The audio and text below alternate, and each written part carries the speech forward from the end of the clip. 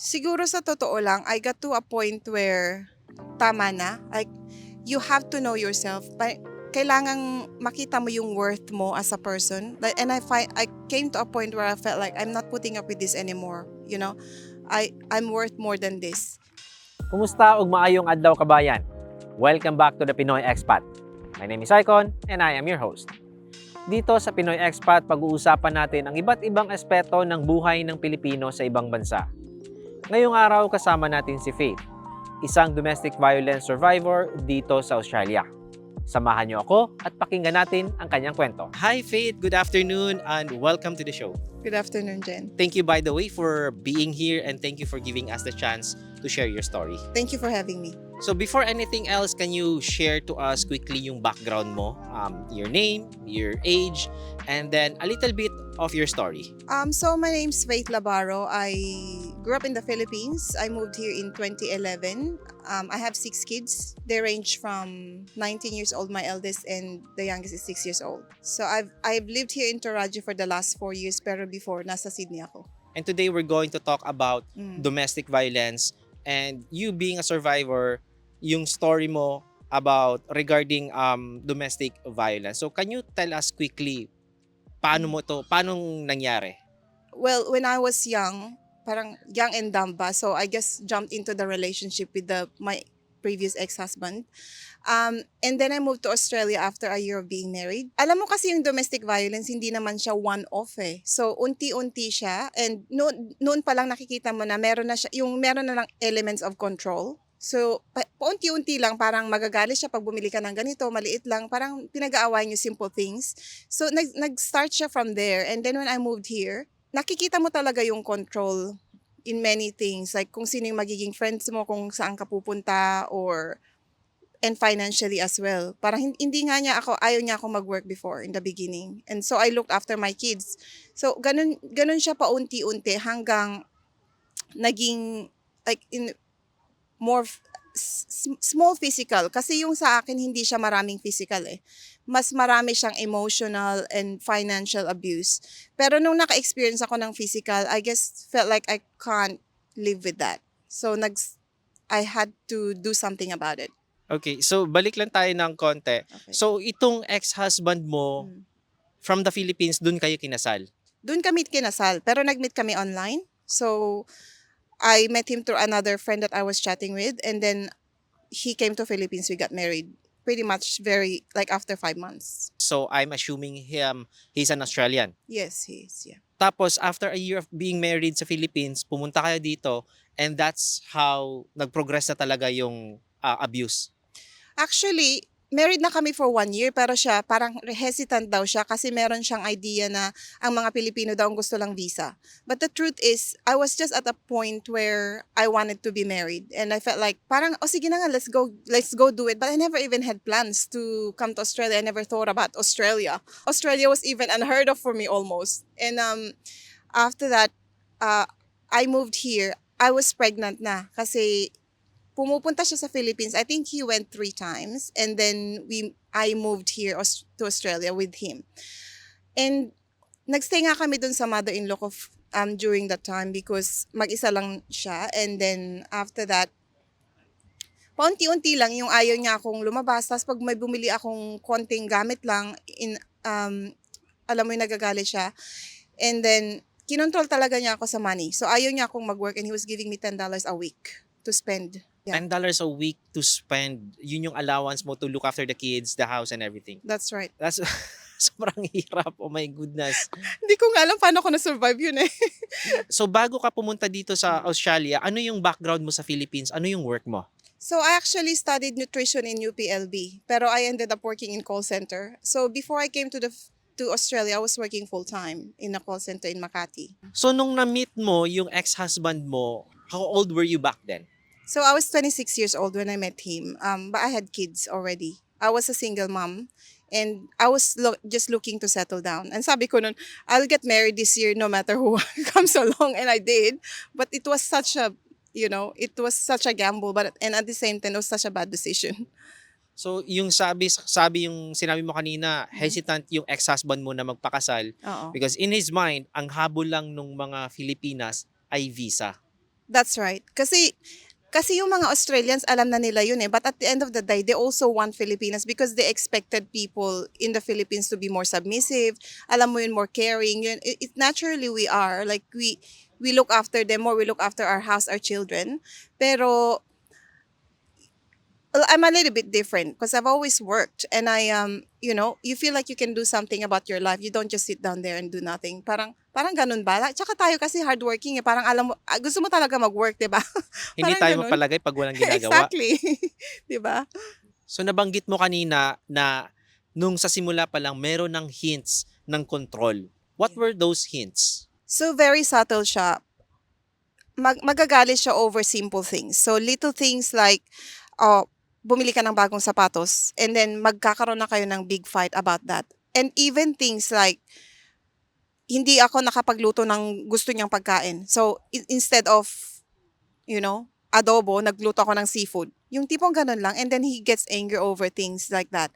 And because I also brought my 2-year-old daughter with me then, yung daughter ko actually, pag nakatapon siya ng milk or tubig sa lamesa, nagagalit siya, hindi na siya pwedeng uminom. She was 2 years old back then. So meron ng hints talaga ng parang konting ganun lang, magagalit na agad. Does he become violent? Verbally abusive siya. So naririnig ko lahat ng mga words na never mo narinig from, like, you expect your husband to love you and look after you, but sa kanya ko narinig talaga yung mga words na hindi ko man lang narinig sa mga magulang or anybody else. So it started verbally talaga, pero dumating din siya sa point where itutulak niya ako or konting ipupul niya yung hair ko. Ganun, maliliit lang siya. And how long did you stay in that relationship? We were married for 7 years actually. I tried to work on our relationship. Kasi pag may mga anak kayo, gusto mo talaga yung normal family eh. At saka hindi naman ako pumunta dito for the visa only. I wanted to be married and stay married. Pero tiniis ko na siya eh. Actually parang 7 years is too long. Oh, actually 7 years, mahabang panahon yan, especially if you're experiencing this on a daily basis. Yeah, that's right. Daily basis ba yung nararanasan mo back then? Alam mo, meron naman kayong may mga happy moments naman kayo eh. You go out, you go eat out, like you do things that are good. Pero parang stressful yung buhay mo ba? Walang peace. So, parang pinapanood mo lagi kung anong gagawin mo kasi ayaw mong i-trigger na magagalit siya. Alam mo na yung makakagalit sa kanya eh. Halimbawa, hindi ka naglinis or hindi ka nagluto ng tamang ulam, like that nga, or bumili ka ng something na hindi niya alam. All of that stuff. Kahit natutulungan mo yung family mo sa Philippines actually. Kasi after that, I also work from home. When I came to Australia, di ba sabi ko, parang $10 yung binibigay niya sa akin. And then what I did is that I look for work online. Alam mo yung mga ginagawang outsource ngayon through freelancer, I did that. And I was getting paid Filipino money, $5 an hour from home. And I still took that on board just so I can have some money. Pero actually, kinukuha niya yung 70% ng income ko.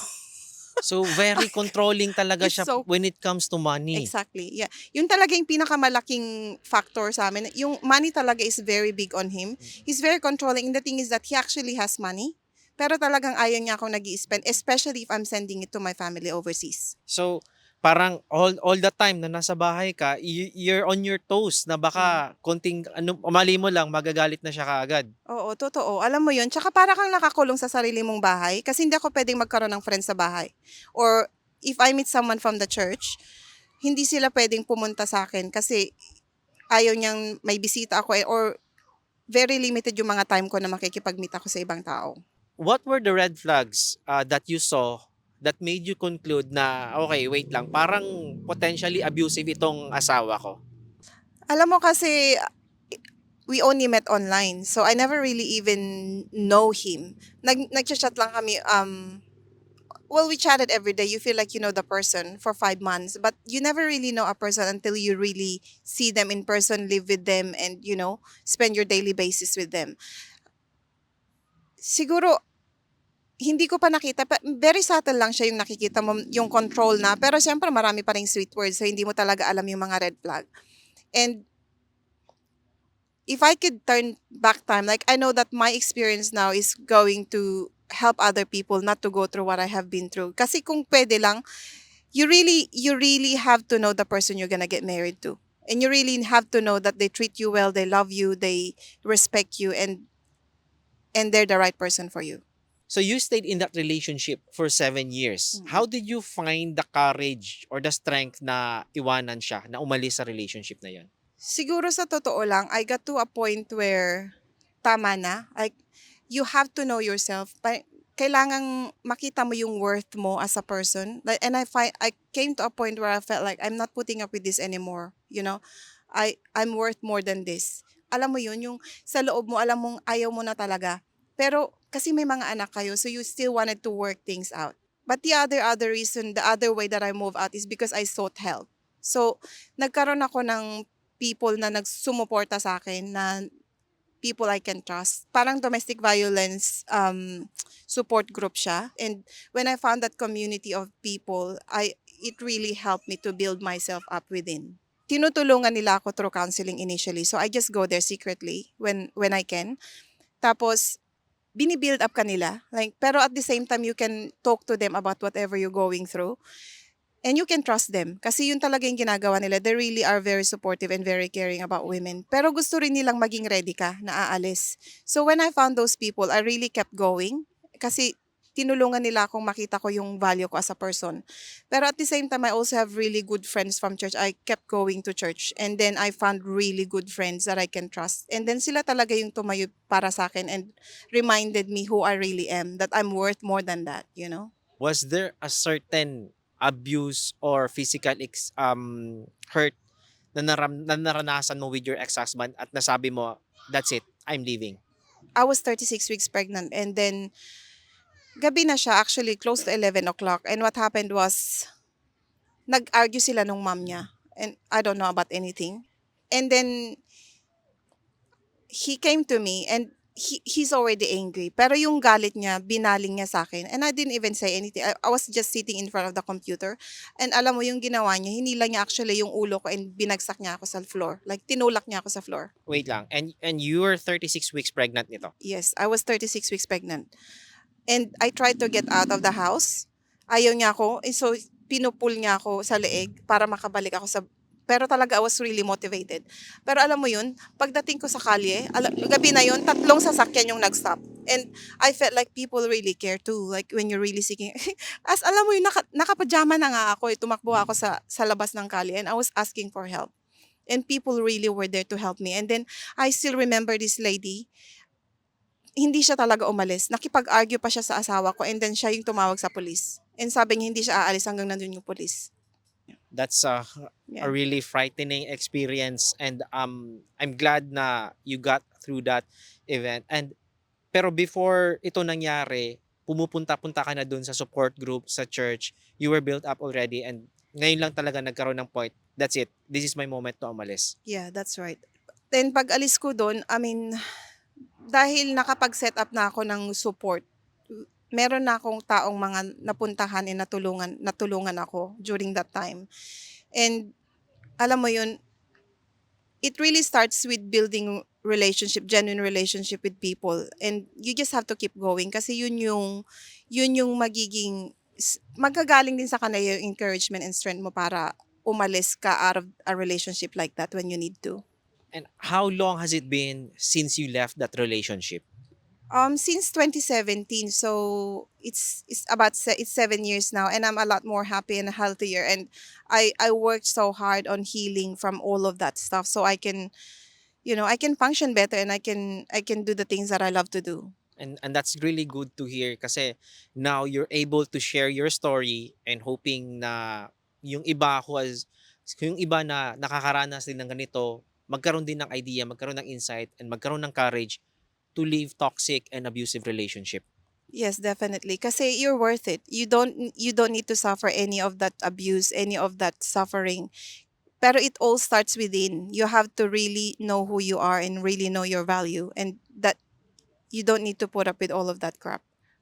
There are a couple of videos I saw sa TikTok na ito ngang parang sinasabi na they would rather go suck it up. Tiisin na lang nila yung abuse just to get that visa. Katulad nung sinabi ng ex-husband mo na yun na nga yung habol ng ibang Filipinas just to get that visa. And ito pang sa TikTok na di bali nang mabugbog ako, makakuha ako ng visa. What can you say about this? That's actually very dangerous kasi kung titignan mo yung statistics ng domestic violence in Australia, I think 1 out of 5 people die. Sapat ba yung pagiging Australian na lang para suck up all of the abuse? It's not worth it. Kasi kung meron lang akong taong nagsabi sa akin noon na hindi ako na ganun yung isa-suffer ko, I will never come here. It's not worth my life. I had a good family. I have my friends in the Philippines before I even came here.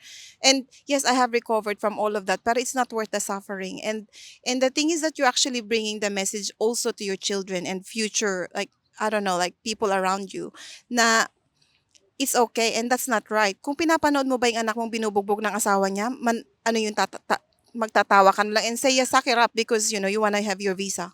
That's not right. Kanina kinukwento mo sa akin you were featured once sa ABC. Can you tell us more about it? Alam mo, part of that was actually my healing because I was able to speak about my experiences and I was able to speak again about the things that I've been through. I was asked if I actually will be willing to share my life and my story through to a producer in ABC.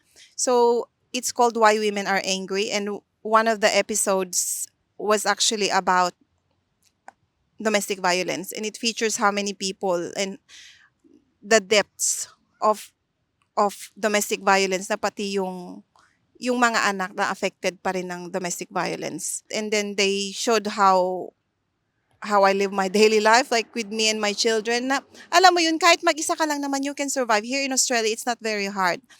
There's a lot of people to support you. Kahit na mag-isa ka lang. Kasi mag-isa ako dito, I didn't have any family here. There's always people to go and there's always people you can trust. Hopefully, it touch someone. And that's good and it's really inspiring. And sa totoo lang, when I first reached out to you about this interview, I was apprehensive. Medyo nag-aalangan ako kasi domestic violence is a sensitive topic. And imagine yung trauma, you've been through all of that. And then ngayon, i-interviewin ka about it. Parang i-relive mo na naman yung experience. Ano yung pinaka-motivation mo why you want to share your story?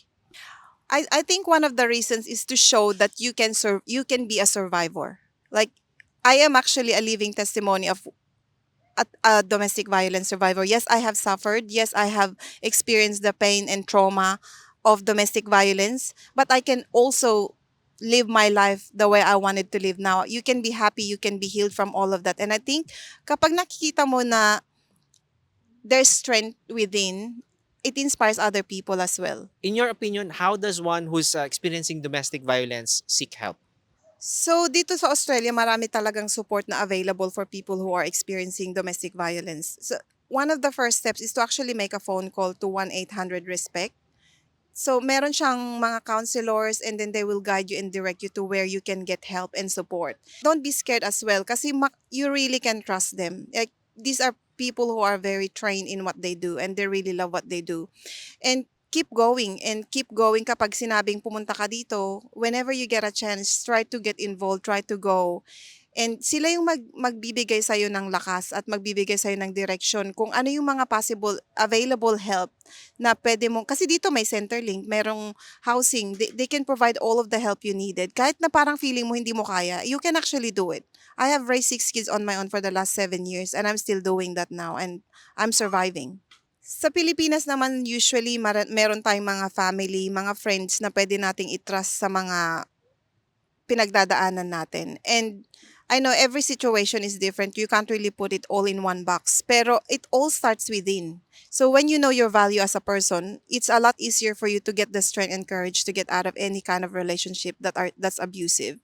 So kung nasa Pilipinas ka and you feel like you are struggling with domestic violence, maghanap ka muna ng mga mapagkakatiwalaan mo talaga na ma-share sa'yo yung makapag-share ka ng mga experiences mo. And then from then on, hopefully you'll find the right people to support you all along and help you get out of any relationship like that. Pero it has to start from within. That's right. It has to start within. You need to find the courage. You need to find the strength within to step out. If you have to crawl out of that relationship, you have to do it. Because at the end of the day, your children will be affected by every decision that you make in life. 7 years on since you crawled out of that relationship na abusive, toxic, and controlling, how are you now? Well, I can tell you definitely I'm a lot happier now. I can experience my freedom. Like I can go to the beach when I want to go to the beach, walk along and, cook the meals that I want to cook, buy the clothes I want to wear, all of that stuff. It makes a big difference just to enjoy the little things in life that you never get to enjoy when you are in a bad relationship. Alam mo yung mindset mo ibang-iba na talaga eh. You're a lot more hopeful, you have a lot more to give. You can inspire other people to live a better life. And it's not just about being Australian. It's not just about enjoying the fine things in life here in Australia. It's about your inner peace and inner joy that you can enjoy. And that's definitely where I'm at right now. I've got really amazing friends that I hang out with, and even if I don't have a man in my life, I never say that I'm I'm never going to have one, but I think if the right person comes along, like I'm still open to that. But at the end of the day, I'm very happy to be on my own as well because I am comfortable in my own skin. I can look after my children well, and I've just started a business too. So that actually helped me really tap into the strengths and all of the skills and knowledge that I thought I had before, then I lost it during the relationship. But just the process of being back to who am I and who was I as a person. Like I felt like, alam mo dun, nung bata ka parang, I guess, I don't know, I just want to share it. I don't know, pick up something, whatever. Sige na, go. Alam mo Share. yun, kasi I grew up in a nice area in the Philippines. I grew up in Nueva Vizcaya in a province. And it was a really good community to grow up with. And I have good childhood memories. And even when I grew up, parang hanggang nag-college ka lang, alam mo yun, enjoy yung buhay ba? Parang we as Filipinos, we love the life in Philippines. We have people, we have friends that we hang around with. And then when I came to Australia, alam mo yun, para akong nagsimula ulit na para kang, ano ba, katulong ba ako? Parang naging bobo ka na wala ka nang alam. And I felt like I forgot everything. I forgot who I was. And going through that process na sinasabihan ka lahat ng mga negative about you and everything you do is wrong really breaks you. Pero when you get out of that relationship and you go through the process of healing, once you're out of that, it feels like you're free again. You're a totally different person. But at the same time, sometimes you can tap into that little child within you na parang, oo nga eh, parang dati lang galing-galing ko, bakit ngayon? And you still have that within. And you can go back to that and then have the courage to start your life again, do your dreams, fulfill your dreams, do the things you love. Would you rather not come here in the first place kung babalik ka dun sa 26 years old ka, kung alam mo lang na yun yung dadanasan mo, would you have chosen to just stay in the Philippines? Actually, nung nag-asawa ako, I gave him an offer to live in the Philippines pero ayaw niya doon kasi ayaw niya ng weather. Kasi mainit daw. Unlike here, we get to enjoy the 4 seasons. Pero if I could turn back time, I would have chosen differently how to get married. That's true. But living in Australia now is still a blessing because andito yung mga anak ko, andito yung mga friends ko, and I still have all my family in the Philippines. There's a lot of benefits in living in Australia as well. Pero alam mo yun, if I didn't go through what I had to go through, then I will not be the strong person that I am now. So I'm still very grateful that I've survived that and I'm here in Australia and be blessed to be here. Any last words to our viewers who are experiencing the same or just hesitant, wala lang courage? Kumaga, give them a konting boost, konting words of wisdom para maano nila na, okay, I have to leave this toxic, abusive, and controlling relationship. Actually, I'm a strong believer of Jesus Christ. Pero talaga, alam mo, yun talaga yung nagsimula sa akin para mag-spark yung to know who I really am. And kung wala ka man, you feel like you got nowhere to go, you got nowhere to talk to. Like, alam mo yun, turn to your Bible. Like, if you have to, like, kasi, di ba, body, soul, and spirit tayo, and your spiritual life is very important, and it almost always starts there. Like, once you tap into that angle of your life, it all starts. Like, it will flow through your body and your soul, like whatever things that you have to go through. So, yun talaga yung, alam mo yun, kaya church talaga sa akin because I really found really amazing, genuine friends from there. But you just have to find the right church for you, where you feel like you belong. And doon talaga, alam ko, pasalamat na lang ako kay Lord kasi siya talaga yung nagbigay sa akin ng lakas and encouragement and hope to keep living a better life than it was. Thank you so much, Faith. Once again, guys, this has been another wonderful episode of the Pinoy Expat. And if you're new to the channel, please make sure to subscribe and follow us on Facebook.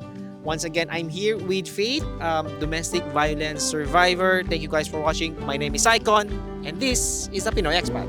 See ya!